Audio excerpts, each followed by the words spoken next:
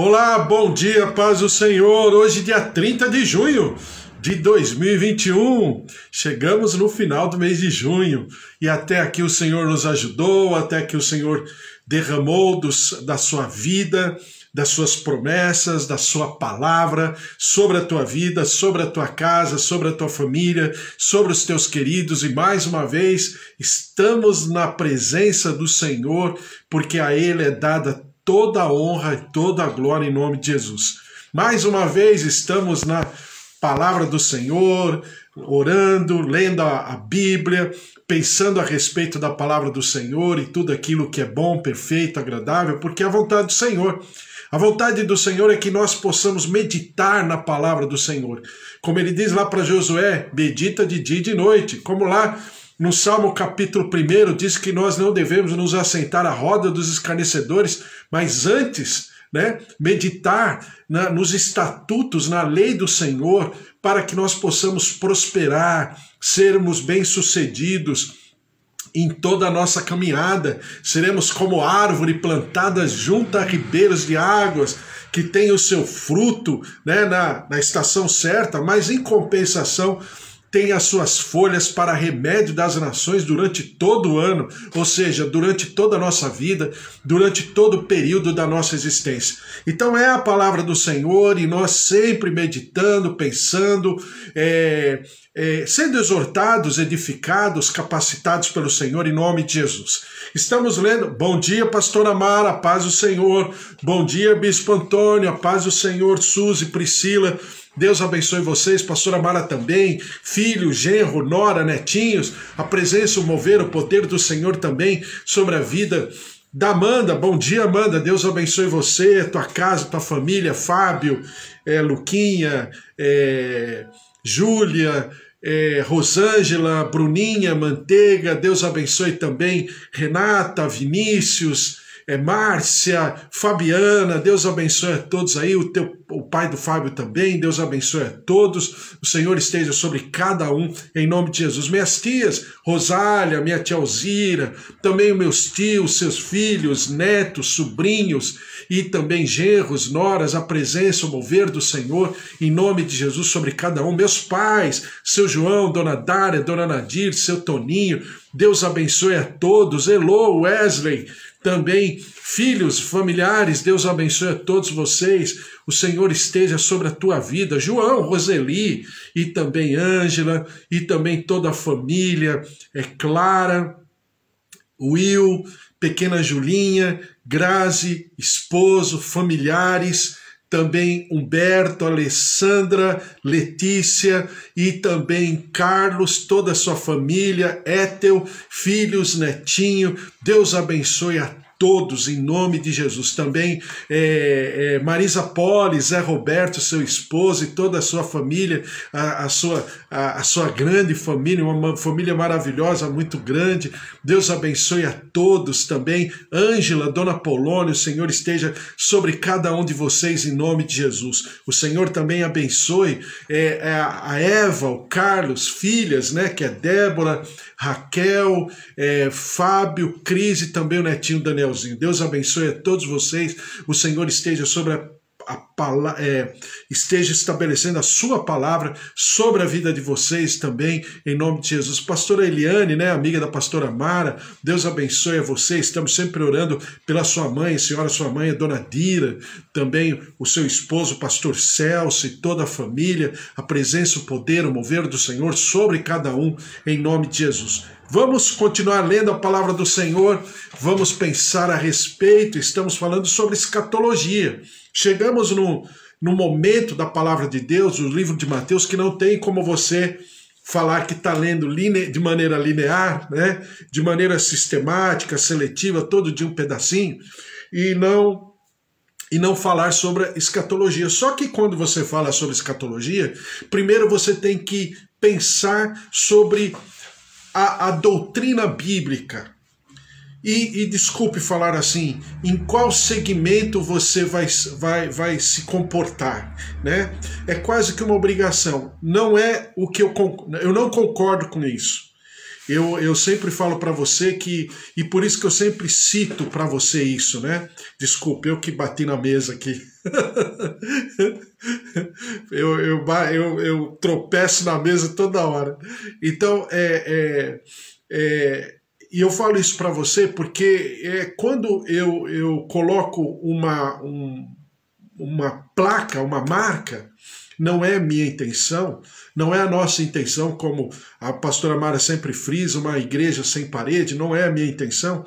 Por isso que eu sempre falo, olha, nós que somos mais pentecostais, nós que somos mais históricos, nós que somos mais de comunidade, nós que somos mais neopentecostais, tradicionais, protestantes, reformados, né? Todas os segmentos e linhas de raciocínio da Igreja de Jesus Cristo no mundo e no Brasil também, eu sempre falo porque quando você coloca uma placa, você se sente na obrigação e no dever de defender aquilo que esse grupo já estabeleceu.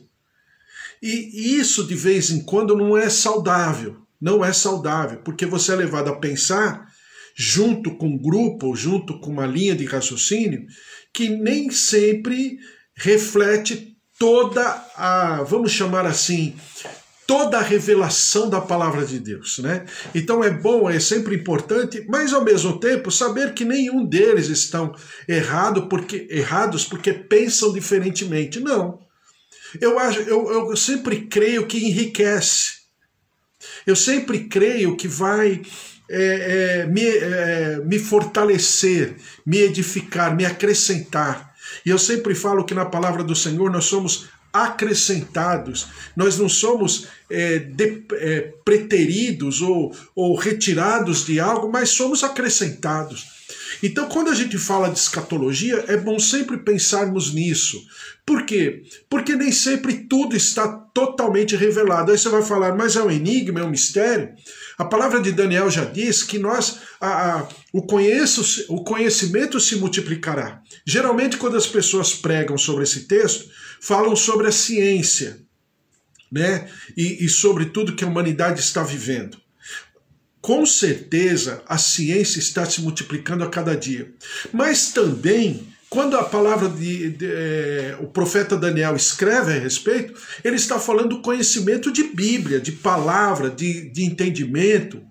É aquilo que eu falo para você sobre quando você lê o Antigo Testamento e você lê sobre a volta ou a vinda do Senhor Jesus, a impressão que dá que é uma vinda só. E hoje eu quero falar exatamente sobre isso, daqui a pouco eu vou ler em Romanos, mas parece que é uma vinda só. Quando você tem a revelação da primeira vinda de Jesus nos evangelhos, a concepção, o entendimento muda completamente. O foco muda, tudo muda. A própria lei de Moisés, ela fica revisitada com uma compreensão diferente. E a partir de Jesus, toda uma nova configuração de Bíblia, de palavra, de revelação, é totalmente transformado. Não para depreciar, rejeitar, como alguns dizem, não, mas para acrescentar. Então, quando eu falo sobre escatologia, eu toco nesse assunto. É por isso que quando eu falo para você que falar de escatologia, falar da Bíblia inteira, e falar de escatologia leva tempo, gasta tempo, não é da noite para o dia, porque são vários elementos que a gente precisa pontuar, observar. E assim nessa parábola das 10 virgens, né? Nós estamos lendo Mateus capítulo 25, de 1 a 13.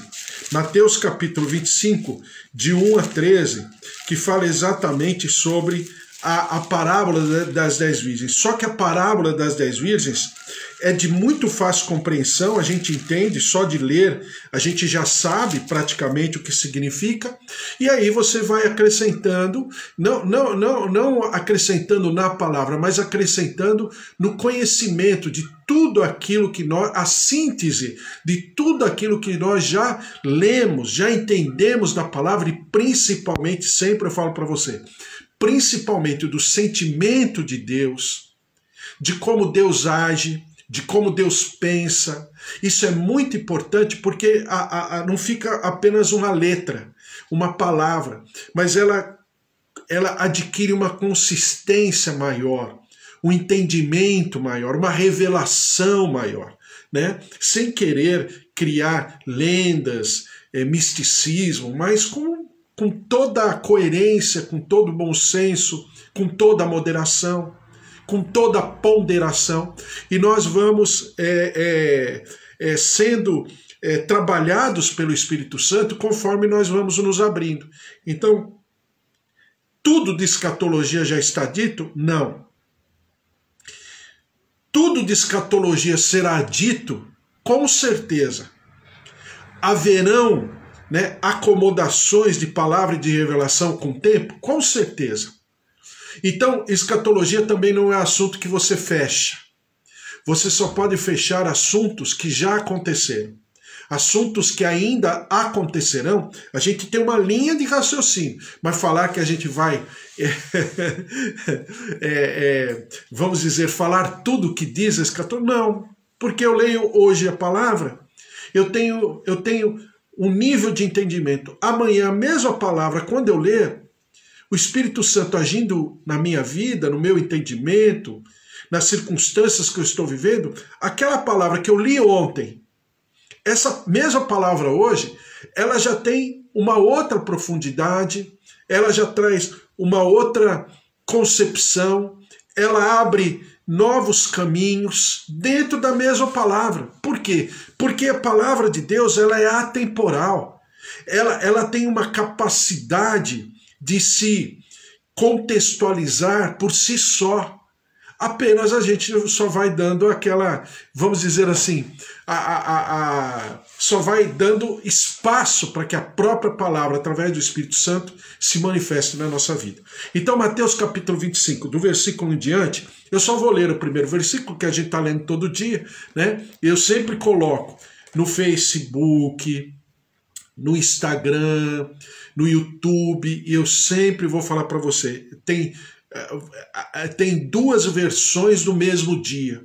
Uma versão estendida, que é tudo isso que a gente conversa, toda a passagem, 45 a 50 minutos, e tem uma versão mais, vamos dizer assim, mais curta, que não tem essa entrada que eu converso com você, o início, a introdução, e também não tem a oração.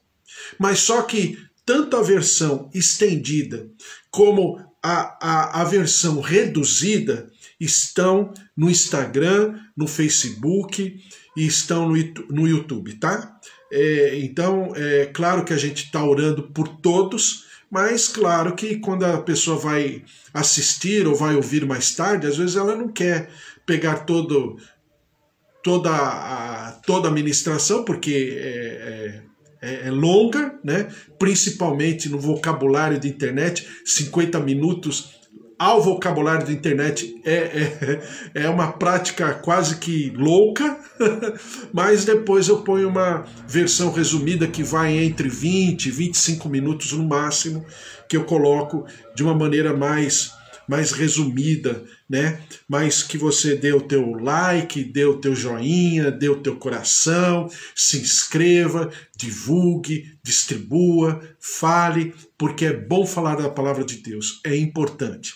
Bom, então, Mateus capítulo 25, versículo 1 diz assim: Então o reino dos céus será semelhante a 10 virgens, que tomando as suas lâmpadas, saíram a encontrar-se com o noivo. 5 dentre elas eram nécias e 5 prudentes. Bom, então a gente já entendeu que as 5 virgens prudentes e as 5 virgens imprudentes, como a Bíblia fala, nécias ou loucas, né, estavam como damas de companhia, como damas de honra, para levarem, ou melhor dizendo, iluminarem o caminho, como era o cortejo, era uma tradição na cultura hebraica, e não somente na cultura hebraica, mas junto aos povos da antiguidade, principalmente Oriente Médio, Oriente, né, regiões da Ásia, você percebe que existe um cortejo no casamento. Geralmente, nessas regiões, o principal, né, o protagonista de toda a festa não é a noiva, né, ao contrário da cultura ocidental. Na cultura oriental, o protagonista é o noivo e não a noiva, diferente da cultura ocidental. Então você percebe que tem todo um cortejo. Quando esse noivo chega, que vai lá a caminho, se encontrando com as 10 virgens, percebe que 5 virgens estão com as suas lâmpadas acesas, e 5 virgens acabou o azeite, acabou o combustível, e elas não tinham vasilha, né, ou se tinham a vasilha, não tinham azeite na vasilha para poderem permanecer esperando em vigilância, né? Esperando o noivo. E aí o noivo fecha a porta, essas 5 virgens nécias vão procurar azeite. Claro que é impossível adquirir um produto, né, à meia-noite ou mais de meia-noite naquela região, naquela época, onde todos dormiam muito cedo, não tinha luz elétrica, não tinha depósito, não tinha silo, não tinha farmácia 24 horas, não tinha nada, então não tinha como, né? É lógico que elas não encontram, e quando elas chegam lá, a porta havia se fechado e o noivo falou que não as conhecia e que não abriria a porta para elas. Bom, a gente fala, e eu creio nessa linha de raciocínio, e eu sei que tem os grupos, né? Mas enfim. Mas eu creio nessa linha de raciocínio que o Senhor vai lidar, e a gente já leu a respeito, que tem o grupo dos judeus, Paulo fala a respeito, tem o grupo dos gentios, e tem o grupo da igreja de Deus, como Paulo diz ali na palavra. Então você tem 3 grupos. A impressão que temos, olhando à distância, é que o Senhor lida com os mesmos grupos iguais. Sim, no que diz respeito à ministração, à revelação da palavra, do Evangelho, são grupos iguais. O Senhor Deus não faz distinção de pessoas. E uma das perguntas que eu fiz nessa semana, nesses dias, eu fiz assim, e coloquei, né, na chamada do vídeo. Existe um povo escolhido? O Senhor trata de maneira diferenciada? Então estou respondendo para você. Não que ele trate de maneira diferenciada, mas ele cumpre com a sua promessa. E o que significa isso? Parece igual, mas é diferente. Porque quando a gente lê e a gente estuda, e eu falei muito a respeito nesses dias, sobre o que significa um grupo, faça as 5 virgens prudentes. Enquanto um grupo se prepara, outro grupo não se prepara. E a palavra mostra que esse grupo que não se preparou, chegará um momento que a porta vai se fechar. Nós entendemos que seja a porta da graça, ou seja, a porta da graça se fechará, e aí o Senhor Jesus tratará a humanidade numa outra condição. Agora numa condição daquele que vem ser rei, daquele que vem ser Senhor, não apenas de maneira espiritual, mas de maneira terrena também, de maneira física. E claro que ali haverá, como diz aqui a palavra, a gente vai entrar daqui a algum tempo nesse texto, haverá um julgamento, né, daqueles que receberam a Jesus e daqueles que não receberam a Jesus. Os que não receberam a Jesus serão sentenciados ao inferno. E aqueles que receberam a Jesus serão coroados com a vida eterna com Jesus Cristo. Então, é claro que toda essa história, toda essa narrativa de acontecimentos, o Senhor Jesus deixa muito bem claro. Só que, falando desse texto, e eu li ontem em Esther, eu vou começar pelo final de ontem, que diz assim: então lhes disse Mordecai que respondessem a Esther: não imagines que por estares na casa do rei, Esther capítulo 4, versículo 13 em diante, só tu escaparás entre todos os judeus, porque se de todo te calares agora, de outra parte se levantará para os judeus socorro e livramento, mas tu e a casa do teu pai perecereis.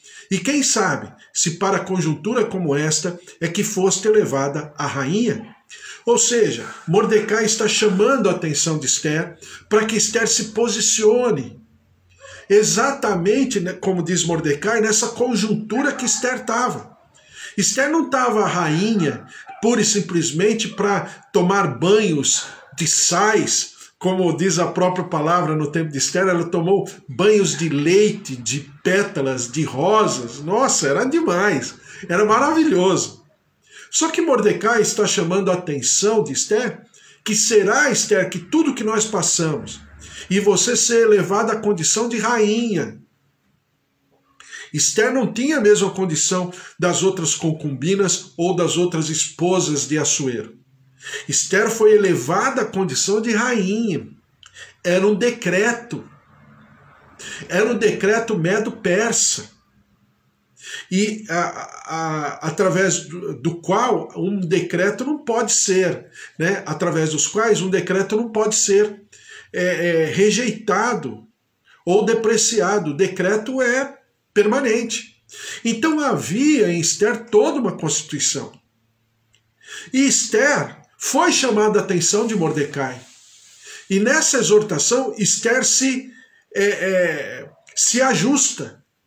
E aí Esther, a gente sabe toda a história, Esther vai lá na presença de Assuero, mesmo Assuero não ter chamado, mas Assuero teve misericórdia de Esther e deixa Esther se aproximar dele e pergunta o que está acontecendo.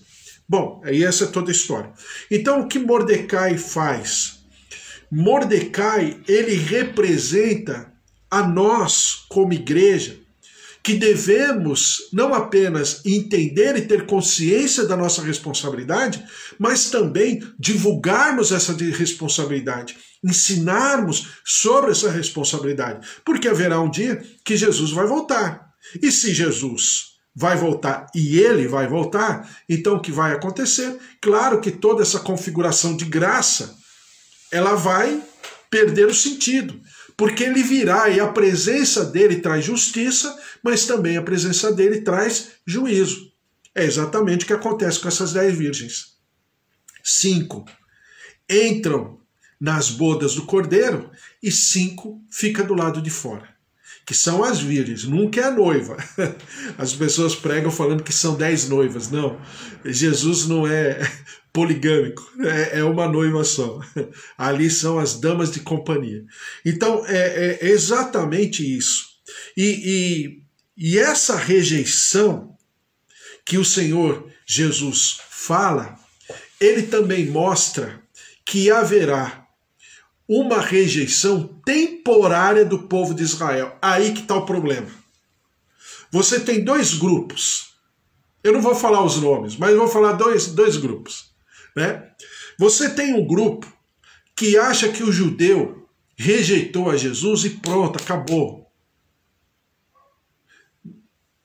Perdeu a chance.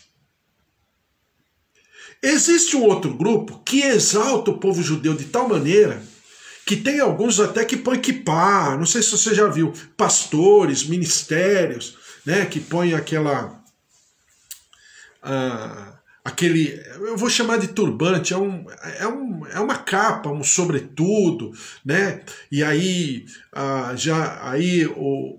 vamos dizer, o líder daquele grupo, daquela congregação se chama patriarca, e uma série de coisas, né? E eles não apenas entendem as celebrações judaicas, as 7 festas judaicas, como uma simbologia, né? E nada contra, até acho bonito quando se comemora. Quantas vezes eu fiz comemorações, celebrações por onde eu passei, né? Dessas festas que são maravilhosas, é um grande aprendizado. Mas não creio eu, né? Não significa com isso que eu tenha que me tornar judeu no sentido cultural, de vestimenta, do quipá, daquela coisa toda. Respeito quem é assim, eu acho que não é necessário. Por quê? Aqui que está a questão. Quando nós lemos Gênesis 12 e Gênesis 15, não vou falar porque já lemos várias vezes, conhecemos o texto, é quando o Senhor fala para Abraão, né? Abraão, sai aqui para fora. Veja a areia, os grãos de areia na praia. Olha o que a geração, os herdeiros que eu tenho para você será mais numeroso do que os grãos de areia, né, da praia. Puxa vida, é muita gente. Agora, Deus fala para Abraão de novo. Abraão, olha para o céu. A herança, a tua herança, os teus descendentes serão mais numerosos do que as estrelas do céu. Então, é muita gente também. Quando você tem essa revelação, e isso depois fica muito bem claro quando Paulo escreve aos Gálatas, eu não vou ler agora, não vai dar tempo, mas quando Paulo fala aos Gálatas que nós somos herdeiros de Abraão em Jesus Cristo, o que significa? Aqui que está a questão. Porque respeitando o grupo que se ornamenta, se veste e que tem também até mesmo o calendário judaico, né, sobre as celebrações, porque você sabe que o judeu tem dois calendários. Tem o calendário que é o nosso normal, é o calendário chamado calendário gregoriano, romano, né, que são 365 dias, e você tem o calendário das celebrações das festas. Então são dois calendários que o judeu tem. Esse calendário das celebrações das festas é um calendário que não parou, né, mesmo com a vinda de Jesus, porque eles não acreditam, não enxergam Jesus como Messias, o Yeshua HaMashiach. Então é um calendário que permanece. Esse calendário judaico não é de 365 dias, é de 360 dias. Aqui está uma certa diferença entre um calendário ou outro. Mas é só de 5 dias também, não é? Porque aí as pessoas se utilizam disso para falar, mas Matusalém viveu 900 e poucos anos, mas era um outro calendário. Tá certo, era um outro calendário, mas isso não altera uma pessoa viver 900 anos, então Matusalém não viveu 900 anos, viveu, sei lá, 90 anos, é porque o calendário é diferente? Não, não é isso, né? Então, por isso que a gente tem que olhar a palavra sempre com ponderação, para que não exageremos na medida, nem para um lado nem para o outro. Então, existe esse calendário? Existe. É maravilhoso lembrar das 7 celebrações, o que significam, Páscoa, primícias, Pentecostes, né, a festa das tendas, é maravilhoso, é lógico que é maravilhoso. São celebrações proféticas, escatológicas, com certeza, né? Sendo que as 4 primeiras festas possivelmente já aconteceram, e as outras 3 festas ainda não aconteceram de maneira escatológica. Eu posso enxergar? Posso, é maravilhoso. Só que existe um grupo que enxerga aquilo como uma cultura e que tem que se transformar em judeu de fato. E tem um outro grupo que rejeita completamente, que isso é besteira, esse negócio de povo judeu era para o Antigo Testamento, não é para hoje. Então, nem tanto ao mar, nem tanto à terra. Então vamos ver tudo isso. Por quê? Os herdeiros de Abraão, eles são terrenos, né? Já falei isso para você. Se juntássemos numa praça só na nossa geração, todos que dizem que Abraão é o seu pai espiritual, né? Então você junta as 3 maiores religiões monoteístas do mundo: o cristianismo, né? O judaísmo e o islamismo, as 3 maiores. E você chama numa praça todos que dizem terem como pai de fé Abraão. Sabe quantos vão ter naquela praça? Mais de 3 bilhões de pessoas, só na nossa geração. Então é muita gente. É muita gente. Agora, quando você vai para outra intervenção de Deus em relação a Abraão, quando ele fala, olha para as estrelas do céu, aí é uma herança espiritual. São herdeiros espirituais, exatamente os herdeiros que Paulo fala no livro de Gálatas, livro de Hebreus também, mas principalmente no livro de Gálatas, quando ele diz sobre a herança de Abraão e o que significa isso de maneira espiritual. Então nós aqui entendemos que nós somos herdeiros de Abraão não de maneira terrena, física, né, de maneira humana, mas somos herdeiros de Abraão de maneira espiritual em Jesus Cristo. Porque ele diz lá em João capítulo 15 que nós fomos enxertados na videira verdadeira. Mateus capítulo 21, versículo 33, diz assim, a gente já leu uma vez, só vou ler. Atentai noutra parábola, havia um homem dono de casa que plantou uma vinha, cercou-a de uma sebe, construiu nela um lagar, edificou-lhe uma torre, arredou aos lavradores, depois se ausentou do país. Ao tempo da colheita enviou os seus servos aos lavradores para receber os frutos que lhe tocavam. E os lavradores, agarrando os servos, espancaram a um, mataram ao outro e a outro apedrejaram. Enviou ainda outros servos em maior número e trataram-nos na mesma sorte. E por último enviou-lhes o seu próprio filho, dizendo, a meu filho respeitarão. Mas os lavradores, vendo o filho, disseram entre si, este é o herdeiro. Ora, vamos, matemo-lo e apoderemo-nos da sua herança. E agarrando-o, lançaram-no fora da vinha e o mataram.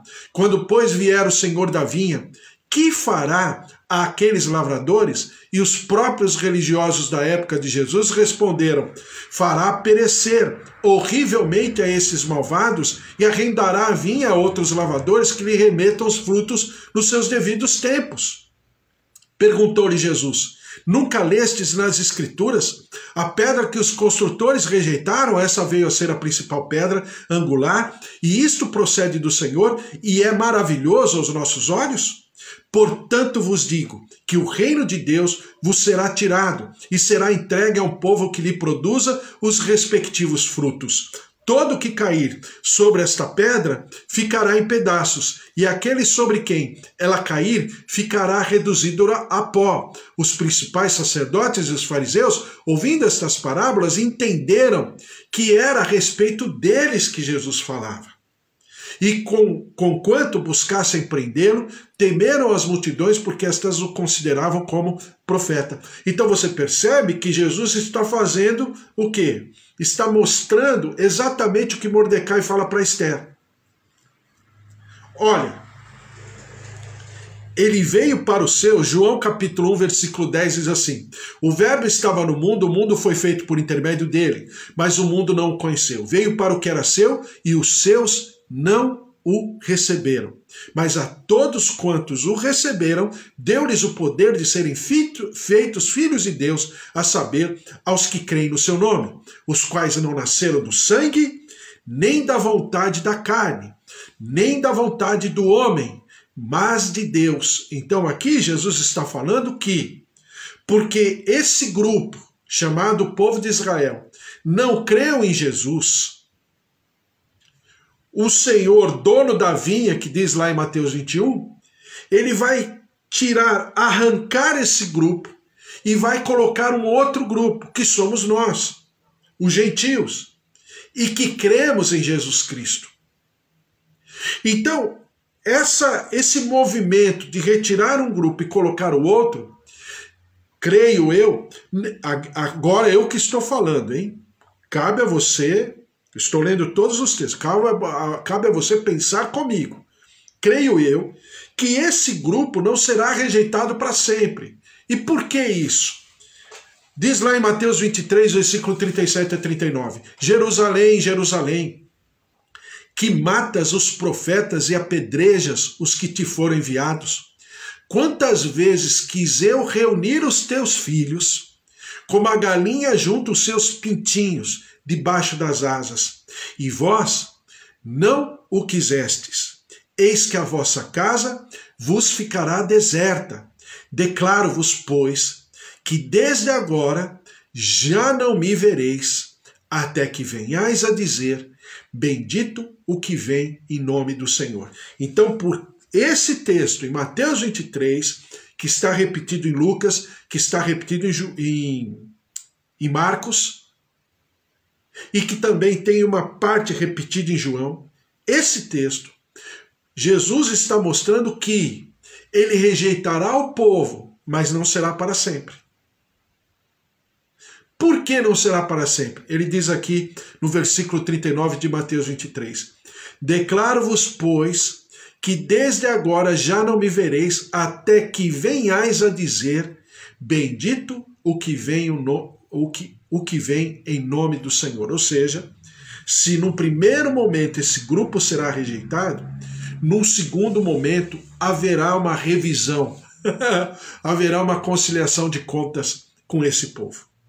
Isso não significa que esse povo seja um povo, vamos dizer, filhinho de papai, seja mais protegido do que o outro que somos nós. Não, o Senhor aferirá a todos. Mas existe um adendo aqui.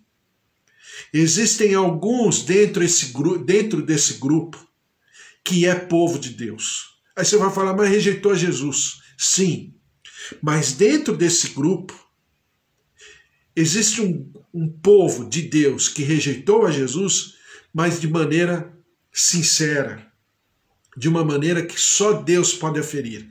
Qual é? De que não poderia haver dois deuses.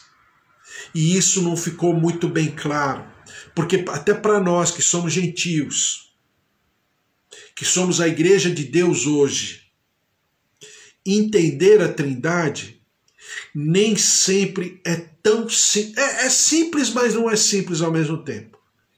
Porque como eu vou entender que são três pessoas, mas são uma pessoa ao mesmo tempo? É uma unidade composta. O que significa isso? E aí eu chamo de Pai, de Filho e de Espírito Santo. Quando isso vai para o entendimento de uma cultura que por milênios determinou que não se pudesse ter outros deuses ou imagem de outros deuses diante do El Shaddai Adonai, esse entendimento para alguns não ficou tão claro, mas de maneira sincera, de maneira muito sincera, essas pessoas servem ao Senhor em espírito e em verdade. Tanto é que no Antigo Testamento não tinha Jesus. Como era aferido se uma pessoa ia para o céu ou ia para o inferno, se não tinha Jesus? A Bíblia diz, porque amou a minha lei, poloei sobre um alto e sublime monte. Então você tem toda essa configuração. E nós sabemos que o nosso Deus é um Deus de promessas. E as suas promessas não caem por terra. Amanhã eu falo mais, porque o horário vai embora e a gente vai conversando a respeito. Mas fica com esse entendimento. E amanhã a gente vai destrinchar, porque isso aí é muito discutido escatologicamente falando. Deus tem um filhinho do papai, que é o judeu? Ou todo mundo é tratado da mesma maneira? Uns dizem que Deus tem um filhinho de papai, que é o judeu, que é o príncipe. Outros rechaçam completamente. Agora, como pensar na palavra a respeito? Sem ser levado por um grupo ou sem ser levado pelo outro grupo? Essa é a minha obrigação, esse é o meu dever. É por isso que nós estamos aqui, estamos orando e clamando, colocando isso diante do Senhor. E amanhã a gente vai conversar a respeito, porque é muito importante. A palavra fala muito a respeito disso e de uma maneira consistente. Então a gente vai ver ponto a ponto dessa verdade. Por quê? Porque se de um lado ele veio para os que eram seus, né? E os seus o rejeitaram, do outro lado, a Bíblia fala que havia uma promessa sobre os patriarcas, não é? Havia uma promessa sobre Abraão e que depois foram renovadas em Isaque, em Jacó e os descendentes de Jacó. Então existe sim toda uma palavra que não pode ser caída por terra. Então, como entender isso? Então amanhã a gente conversa a respeito. Vamos orar, vamos colocar tudo isso diante do Senhor, deixando esse texto para que nós possamos fechar o dia de hoje com esse texto. Veio para o que era seu e os seus não o receberam, mas a todos quantos o receberam, deu-lhes o poder de serem filhos de Deus, a saber, aos que creem no seu nome, os quais não nasceram do sangue, somos nós, nem da vontade da carne, somos nós, nem da vontade do homem, somos nós, mas nascemos da vontade de Deus. Somos nós em nome de Jesus. Nós não nascemos nem da carne, nem do sangue, nem de uma herança física, humana, mas nascemos da vontade do Senhor. Porque a Bíblia diz que o Senhor se afeiçoou a nós e nos amou. Então, nós recebemos ao Senhor Jesus como nosso Senhor e como nosso Salvador. Por causa desse amor, um amor único, poderoso e maravilhoso, que não tem qualquer semelhança em nada no universo, mas Ele nos amou primeiro. Então, a Ele, todo louvor, toda honra e toda glória. Vamos orar?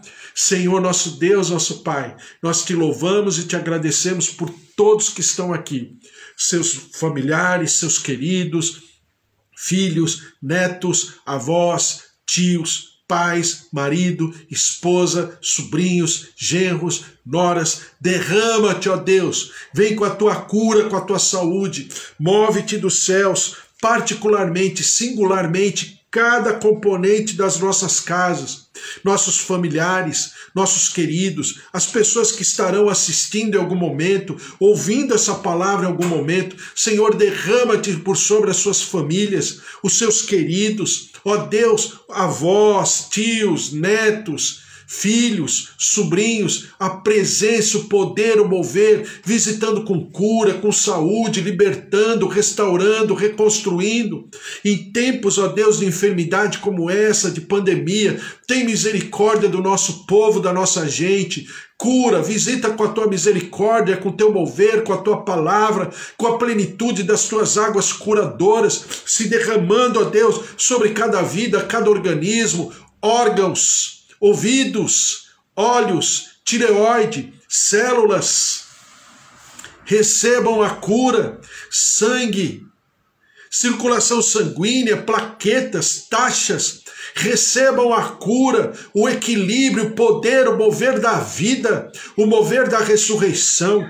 Também nós te clamamos, Senhor, pelo nosso povo brasileiro. Senhor, tem misericórdia do nosso povo brasileiro, que sofre, que padece, que perde os seus queridos. Ó Deus, que haja um evangelho suficiente para amparar, consolar, confortar, edificar, apaziguar esses corações. E ao mesmo tempo, ó Deus, que nós vivamos como igreja o teu evangelho, o evangelho do reino, o evangelho da tua volta, e para que possamos viver, ó Deus, a flor da nossa pele, essa verdade espiritual, que nós tenhamos uma quarta-feira maravilhosa, um dia inesquecível, memorável. Todos que estão aqui possamos viver, ó Deus, o teu sucesso, a tua prosperidade, as tuas vitórias, as tuas conquistas. Sejamos, ó Deus,